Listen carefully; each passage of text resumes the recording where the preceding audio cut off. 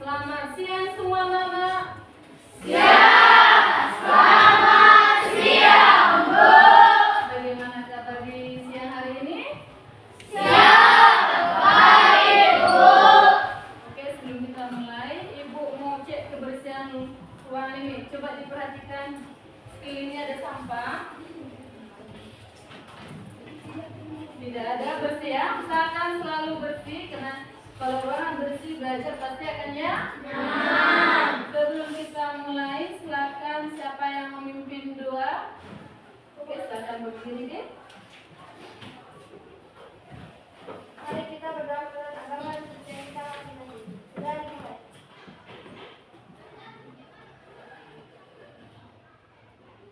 Berdoa selesai. Selesai. Oke, sebelum kita itu, mana ketua kelas di ruangan ini? Absensi dulu. Coba ada yang tidak masuk hari ini? Nih, semua hadir ya. Usahakan selalu hadir ya. Jika tidak ada halangan. Oke, kita dan semangat belajarnya di siang hari ini. Kita akan menyanyikan lagu nasional kita yaitu Halo Halo Bandung. Mari seluruh anak-anak ibu berdiri dengan siap.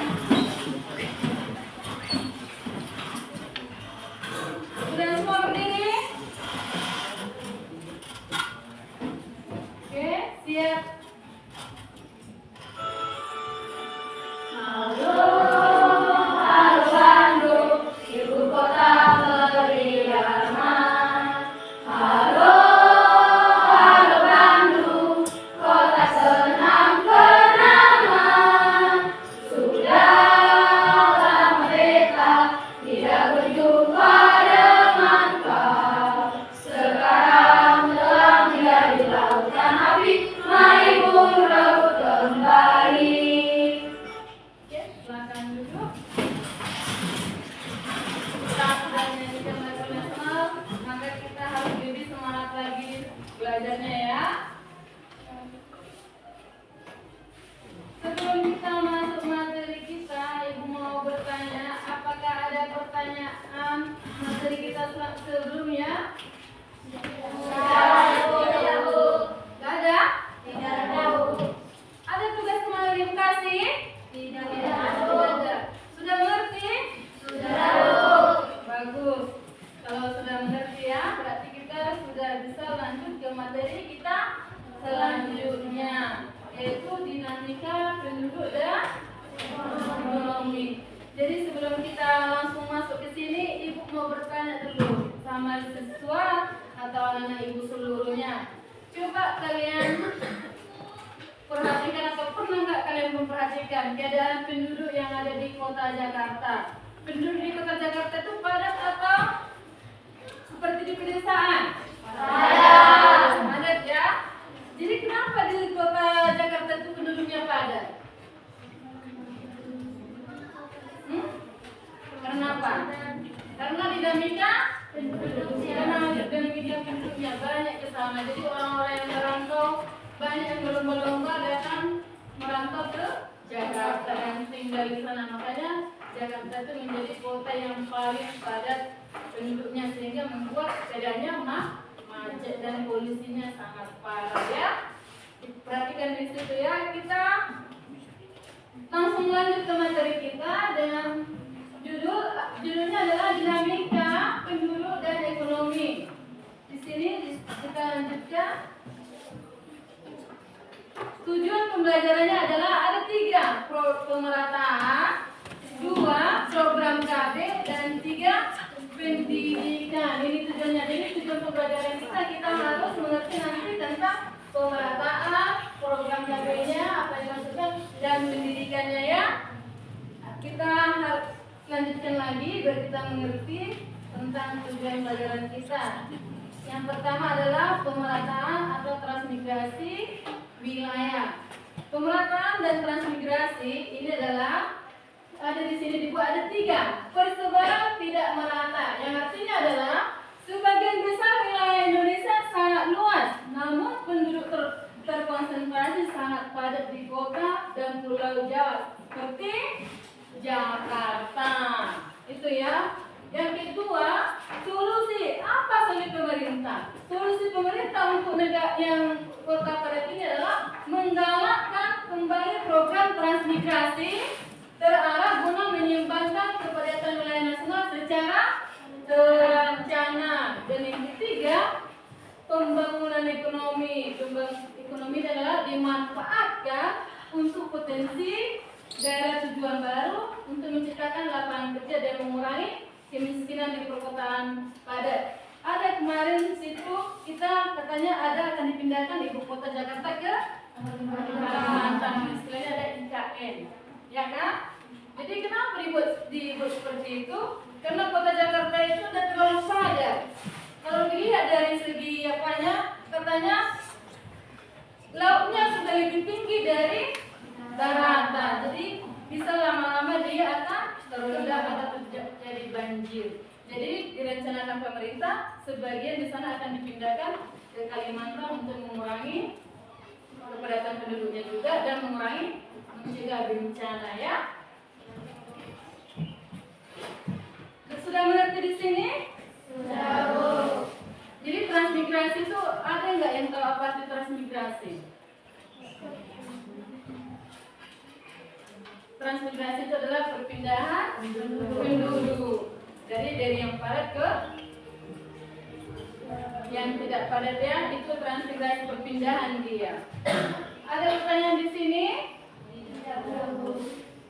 Kita lanjutkan ke yang bagian 2, yaitu keluarga berencana atau KB. Keluarga berencana itu adalah di sini dibuat untuk mengubah pola pikir. Tujuannya apa? Tujuannya adalah untuk memprogram KB. Tujuannya adalah untuk menekankan laju pertumbuhan penduduk serta menjamin kesejahteraan apa? Kesejahteraan siapa? Ibu dan anak. Iya. Tujuan mengubah pola pikir ini adalah menekankan laju pertumbuhan penduduk serta menjamin kesejahteraan ibu dan anak. Dan di sini pemerintah berupaya merubah paradigma lama di dalam pedesaan tentang anggapan apa anggapannya yang biasa kita dengar? Banyak rezeki. Jadi menjadi perencanaan masa depan keluarga yang layak. Jadi dulu ada paradigmanya itu banyak anak banyak rezeki. Jadi orang tua zaman dulu itu anak-anaknya banyak. Ada yang 4, 5, 6, ada lagi yang 10. Jadi 10, padahal pendapatannya keluarganya itu kadang kan ada hidupnya yang sederhana, ada yang di bawah sederhana. Jadi anaknya banyak tapi dia nggak bisa dihidupi dengan layak, nggak sejahtera. Jadilah banyak penyakit, kurang gizi. Anak-anaknya ini kurang gizi karena kurang makan, kurang vitamin anak-anaknya ini. Anaknya banyak. Ya, jadi pemerintah membuat upayanya ini untuk merubah paradigma orang biar tidak teringat dia terus banyak anak rezeki, jadi nggak dibuat terus anaknya banyak. Siapa di sini yang saudaranya banyak? Tunjuk tangan dulu. Siapa saudaranya yang 4, 5, 6, 7? Ada lagi 7 ya. Jadi itu udah termasuk keluarga besar, bukan keluarga berencana lagi, udah keluarga besar. Jadi pemerintah buat di sini dibuat seperti ini, ada di situ keluarga berencana dua anak aja cukup. Kenapa dibuat seperti itu? Karena kalau 2 anak ini orang tua pun untuk menghidupi kedua anak ini lebih layak daripada yang 5. Apalagi pekerjaannya ya misalnya ala kadarnya aja, cuma buruh kasar pekerjaannya kan. Kalau anaknya banyak itu kan nggak susah dia menghidupi biaya, karena biaya kehidupan kita sekarang tinggi. Biaya untuk beli baju untuk sekolah, beli makan, susu, lauk lagi kan banyak biayanya kan. Jadi pemerintah mengupayakan keluarga berencana di setiap keluarga. Misalkan 2 anak aja cukup untuk menghidupi anak ini, untuk mendapat kehidupan yang layak, mendapat pendidikan yang layak, kehidupan yang layak, ya kan, biar tidak terjadi seperti dulu masih ada zaman ibu dulu yang kurang bergizi. Banyak itu anak-anak yang busung lapar dibilang. Karena kenapa busung lapar? Dia kurang gizi. Karena di masa dulu itu Pak Ibu dulu banyak anak-anaknya. Padahal pekerjaannya cuma buruh kasar, cuma kerja di tempat ladang orang, di sawah orang, ya. Mengerti di sini? Itu pola pikirnya, ya. Kita lanjut.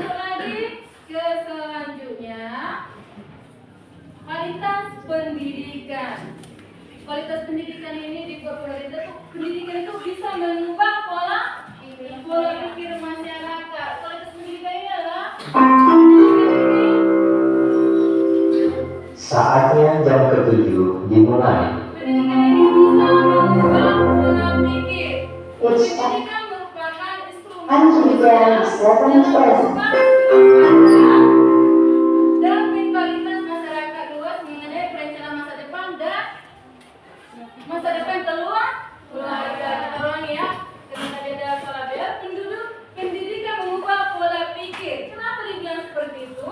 Karena pendidikan merupakan instrumen krusial dalam mengubah sudut pandang dan mentalitas masyarakat luas mengenai apa? Rencana keluarga. Jadi peningkatan edukasi secara efektif mendorong pencegahan pernikahan apa? Pernikahan ini serta mendorong perencanaan kehamilan terhadap guna melahirkan generasi yang unggul dan mandiri. Sini ya, jadi pendidikan itu sangat diutamakan kepada seluruh masyarakat Indonesia. Kadang sampai orang tua pun lansia masih dilakukan mengajar pendidikan yang buta huruf pun masih diajari umur berapapun itu yang mau belajar ya. Karena itu mengubah pemikiran orang. Jadi dulu banyak itu yang tidak mengerti pendidikan. Jadi mereka banyak yang menikah dini. Umur 13 tahun, 14 tahun sudah banyak yang menikah. Padahal itu dalam kehidupan kesehatan itu sangat riskan dengan kematian dan penyakit. Dan yang dihasilkan itu pun kalau dia hamil dini dan hasilnya itu pun bisa mengakibatkan dia kekurangan. Misalnya anaknya itu menikah dini di umur 13 tahun, dia hamil dan punya anak. Kemungkinan besar anaknya itu nanti akan mempunyai kelainan dan penyakit karena ibunya melahirkan dia belum cukup umur. Dan untuk kalau dia juga punya anak dan untuk merawat anaknya itu pun dia kurang pengetahuan. Ya, jadi untuk anak ibu belajarlah bagus-bagus biar kalian bisa kalian nanti berguna. Jangan yang cepat di sini kerjanya pacaran, belum waktunya. Ada waktunya ya? Ya deh ya? Apalagi sampai menikah lagi di umur 13 tahun, 14 tahun. Mau apa lagi nanti diangkat? Gunakanlah waktu kalian sebaik mungkin. Waktu kalian sekarang belajar, raihlah cita-cita kalian sebaik mungkin ya. Ada pertanyaan di sini, Dek? Sudah ada? Sudah ngerti? Sudah tahu. Jadi, menurut kalian, ibu tanya dulu, pendidikan untuk kalian itu sangat penting tidak? Penting atau sangat penting? Sangat penting. Kenapa pendidikan sangat penting buat kalian? Coba kasih tahu dulu. Apa?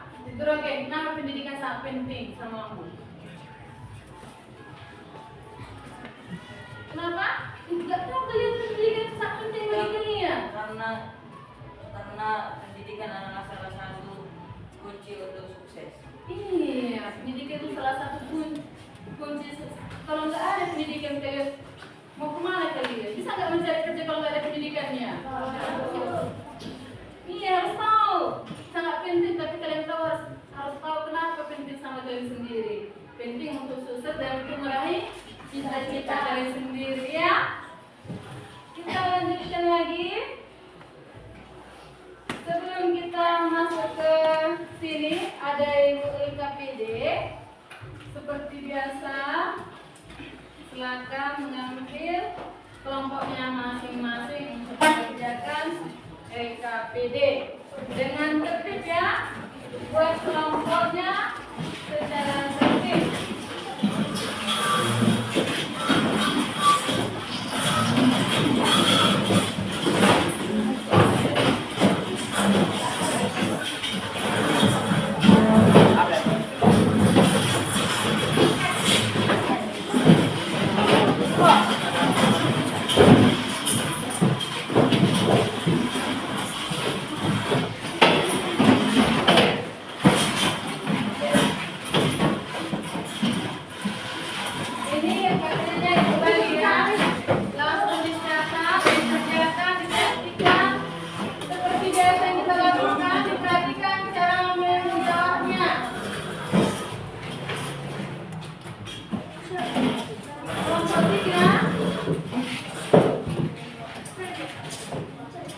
Kelompok 4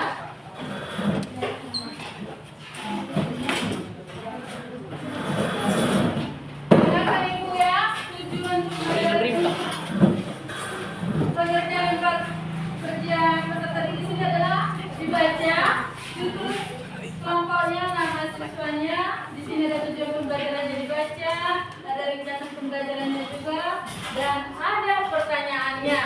Pertanyaannya dijawab ya. Benar-benar semua anggota harus sebagai adil, harus ikut andil untuk mengerjakan diskusi ini ya. Diskusi Ibu berikan waktunya sekitar 10 menit. Semua ikut. Jika ada pertanyaan nanti yang nggak mengerti silakan ditanya ya.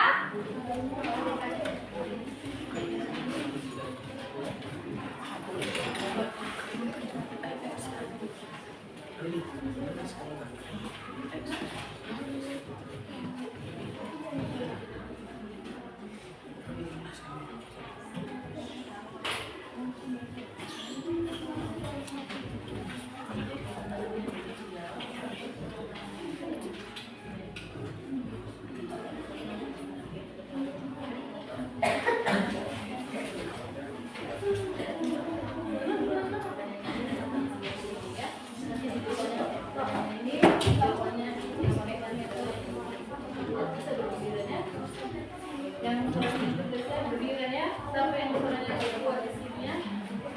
Itu jas ya.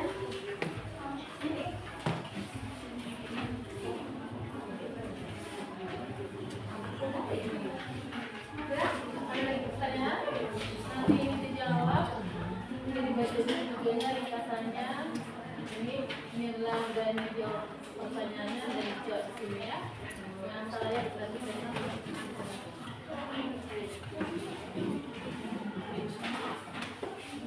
Kelompok 3 gimana?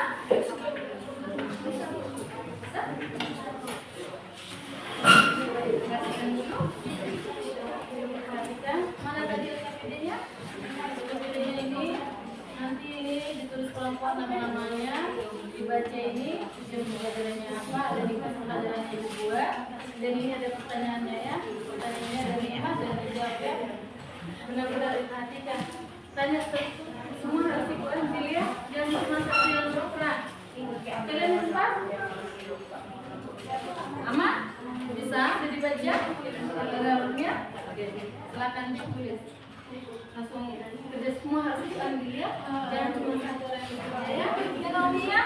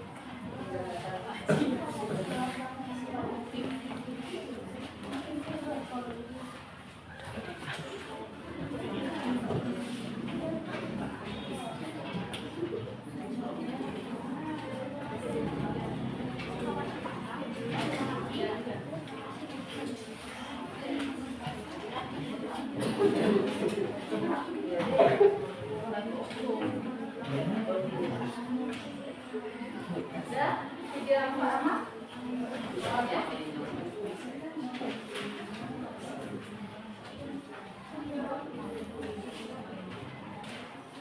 Oke, sudah ada yang selesai?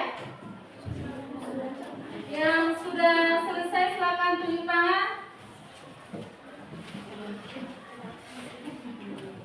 Kelompok 3 gimana? Udah? Udah selesai? Kenapa nggak tunjuk tangan? Rentak tunjuk tangan. Oh, berarti kelompok 1 selesai? 2? 3? 4? Oke, silakan tuh. Siapa yang mau presentasi ke depan? Oke, yang duluan tunjuk tangan kelompok 2. Silakan maju ke depan.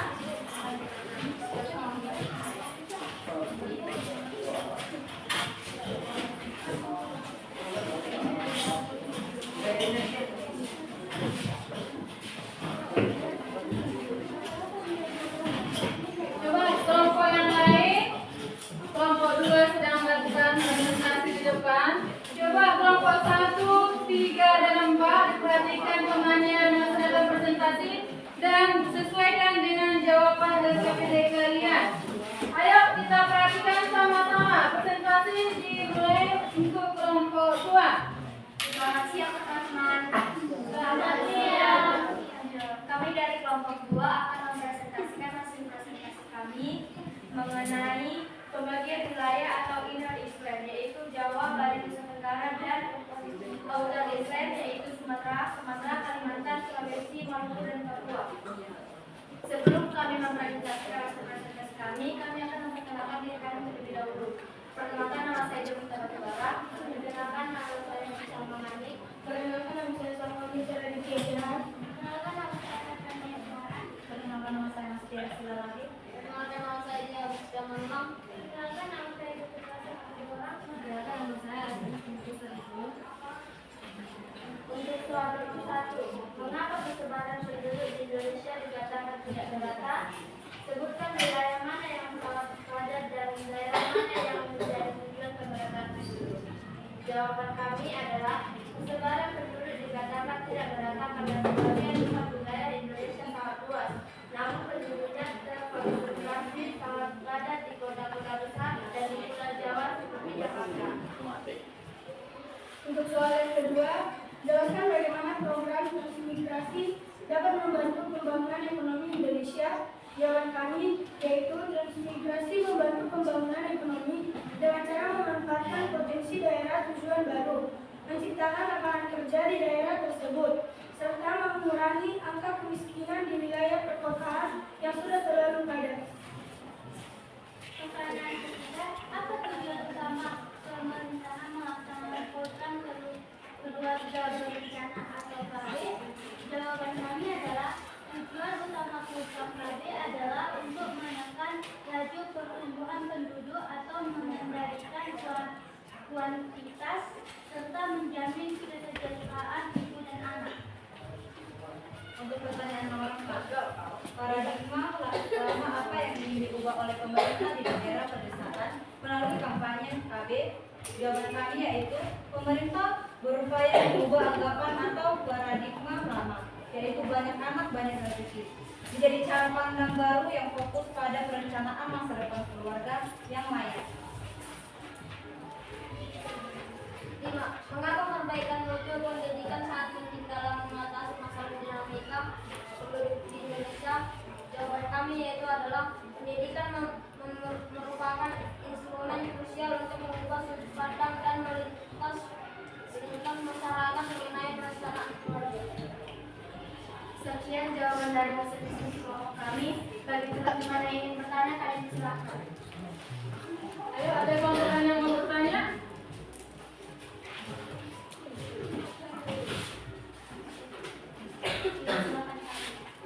Berdasarkan hasil dari KPI kita, kenapa penduduk Indonesia tidak boleh hanya menumpuk di satu pulau Jawa saja?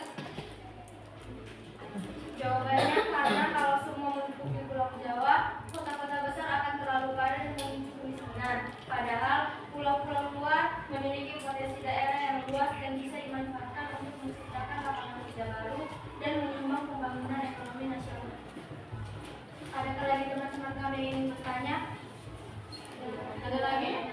Coba yang kelompok yang lain, jawabannya sudah sesuai dengan kalian? Ada yang berbeda dengan jawabannya? Tapi sudah benar ya? Oke, kelompok 2 sudah memberikan presentasi yang sangat luar biasa. Berikan apresiasi aplaus sama mereka.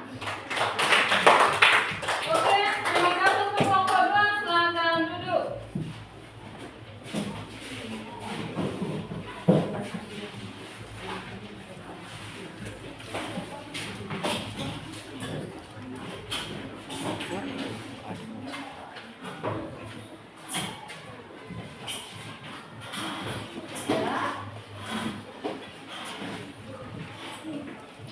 Oke, kita sudah sampai akhir pelajaran kita.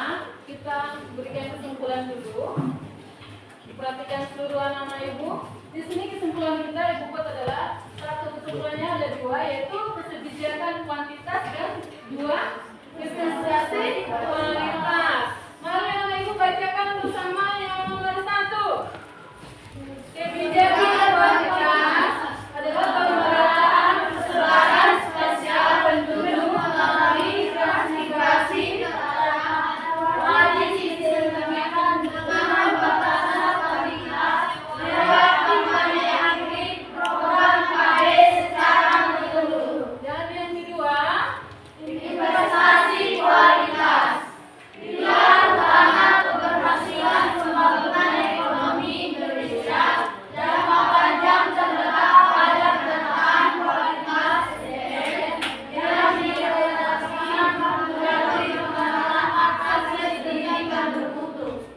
Ya, di sini kesimpulannya ada dua, kebijakan kuantitas dan investasi kualitas.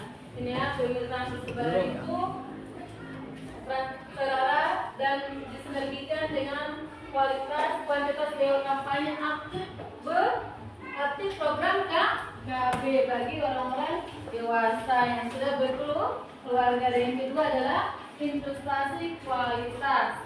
Jika ini sudah dilaksanakan akan lahir investasi kualitas. Investasi adalah hasilnya nanti yang akan berkualitas. Jadi anak-anak yang diajarkan nanti setelah melaksanakan ini akan ada hasilnya misalkan yang berkualitas. Ya, di sini ibu mau bertanya dulu. Coba diingat tadi yang ibu jelaskan. Apa itu artinya apa? Transmigrasi. Jadi ya benar. Jawabannya transmigrasi adalah perpindahan. Yang kedua ibu tanya lagi. Kenapa di Jakarta terjadi di kota Jakarta itu penduduk yang terlalu padat, yang paling padat di daerah Indonesia itu adalah Jakarta? Kenapa? Iya, karena dinamika apa Devita? Karena dinamika penduduknya. Iya, karena dinamika penduduknya. Ada yang lain? Coba ada yang mau bertanya sama ibu sebelum kita akhiri pertemuan kita ini? Coba apa itu?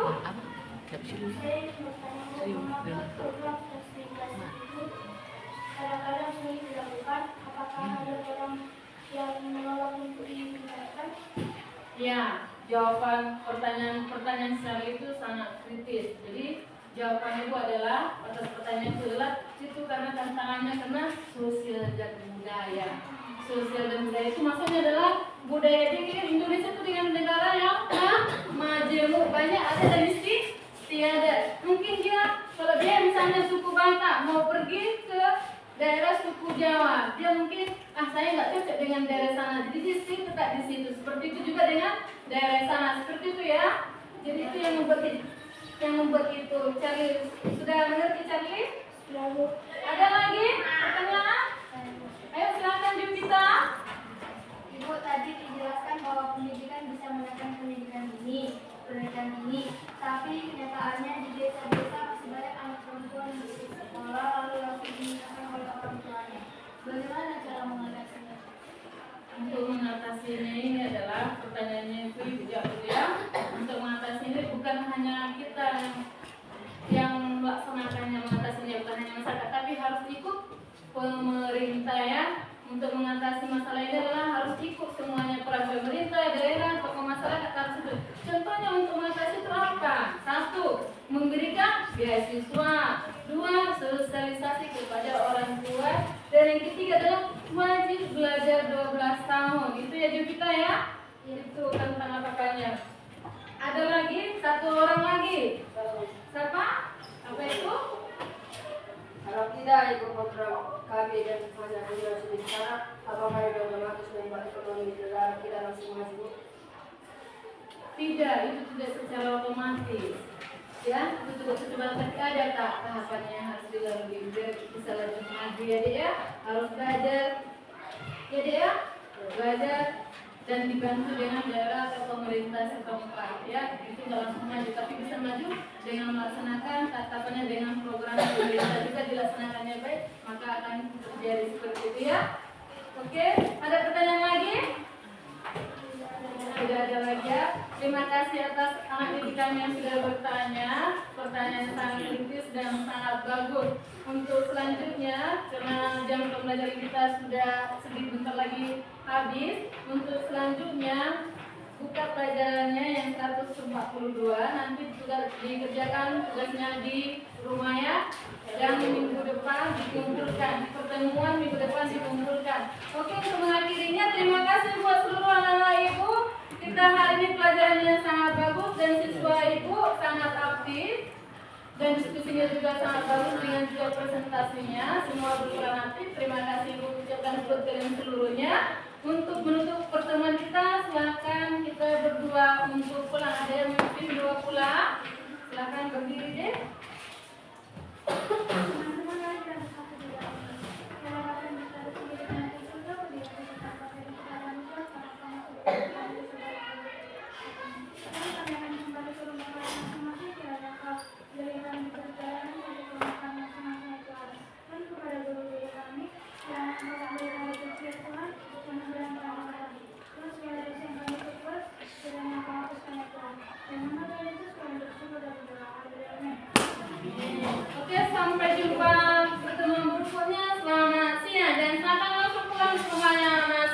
kasih.